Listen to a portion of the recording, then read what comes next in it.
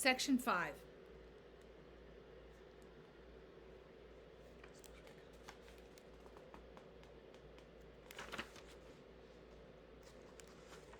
After a second form boy had brought a glass of water to each of the contestants, I moved on to the next level of questions. These had been chosen for their difficulty, and on the first round, Fred Masaldi fell out, not knowing the names of Augustus's children. He left the stage and moved back among his dim-witted pals in the audience. By the rule of clockwise progression, the same question then went to Deepak Mehta, who answered it correctly, followed by the next one, which concerned King Jugurutha of Numidia. Then, because I had no choice, I had to ask Cedric Bell something difficult. Which general had the support of the aristocrats in the Civil War of 88 BC? And to the side, I could see several parents pursing their lips and furrowing their brows. But Cedric Bell appeared to not even notice the greater difficulty of the query. Again, he dropped his head into his hands. And by now, the audience expected his period of deliberation, and they sat quietly. One could hear the hum of the ventilation system and the dripping of the icicles outside. Cedric Bell cast his eyes downward, and it was at this moment that I realized he was cheating.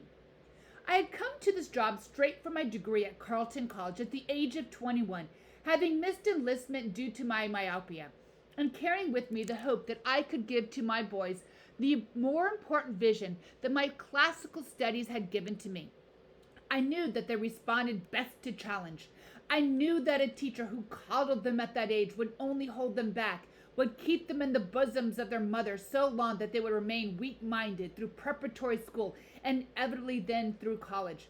The best of my own teachers had been tyrants. I well remembered this. Yet at that moment, I felt an inexplicable pity for the boy. Was it simply the humiliation we had both suffered at the hands of his father? I peered through my glasses at the stage and knew at once that he had attached the outline of ancient Roman history to the inside of his toga. I don't know how long I stood there between the school assembled behind me and the two boys seated in front of me, but after a period of internal deliberation, during which time I could hear the rising murmurs of the audience, I decided that in the long run it was best for Cedric Bell to be caught. Oh, how the battle is lost for want of a horse! I leaned to Mr. Woodbridge next to me and whispered, I believe Cedric Bell is cheating. Ignore it, he whispered back. What? Of course, I have great respect for what Mr. Woodbridge did for St. Benedict's in the years he was among us. A headmaster's world is a far more complex one than a teacher's, and it is historically inopportune to blame a life gone afoul on a single incident in childhood. However, I myself would have stood up for our principles had Mr. Woodbridge not at that point said, ignore it, Hundert, or look for another job. Naturally, my headmaster's words startled me for a moment, but being familiar with the necessities of a boys' school and having recently entertained my first thought about one day becoming a headmaster myself, I simply nodded when Cedric Bell produced the correct answer. Lucius Cornelius Sulla. Then I went on to the next question, which concerned Scipio Africanus Major.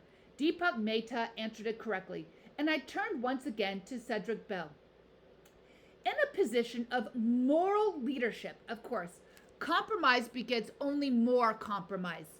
And although I know this now from my own experience, at the time I did so only from my study of history. Perhaps that is why I again found an untenable compassion muddying my thoughts.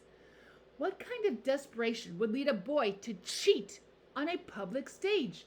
His father and mother were well back in the crowded theater, but when I glanced behind me, my eye went instantly to them, as though they were indeed my own parents out from Kansas City.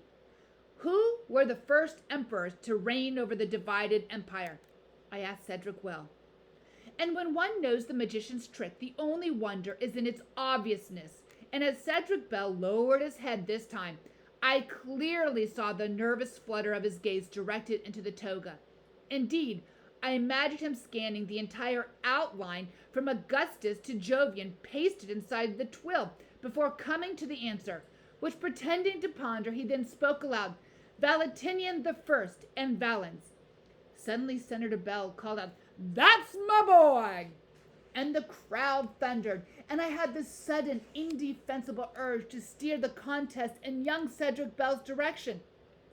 In a few moments, however, from within the subsiding din, I heard the thin, accented voice of a woman speaking Deepak Mutak's name.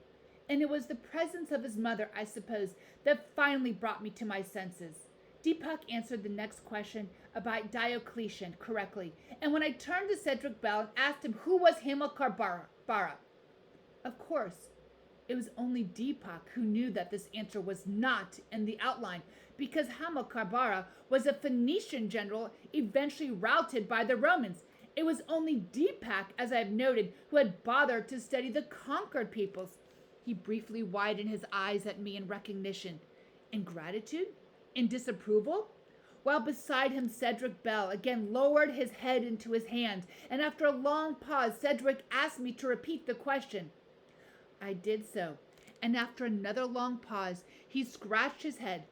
Finally, he said, "Geez." The boys in the audience laughed, and I turned and silenced them, and then I put the same question to Deepak Mehta, who had answered it correctly, of course, and received a round of applause that was polite but not sustained. It was only as I mounted the stage to present Deepak with the garland of laurel, however, that I glanced at Mr. Woodbridge and realized that he, too, had wanted me to steer the contest towards Cedric Bell. And at the same moment, I saw Senator Bell making his way towards the rear door of the hall. Young Cedric stood limply to the side of me, and I believe I had my first inkling then of the mighty forces that would twist the life of that boy. I could only imagine his thoughts as he stood there on stage while his mother, struggling to catch up with the senator, vanished through the fire door at the back. By the next morning, our calligraphers would add Deepak Mehta's name to the plaque outside Mr. Woodbridge's office, and young Cedric Bell would begin his lifelong pursuit of missed glory.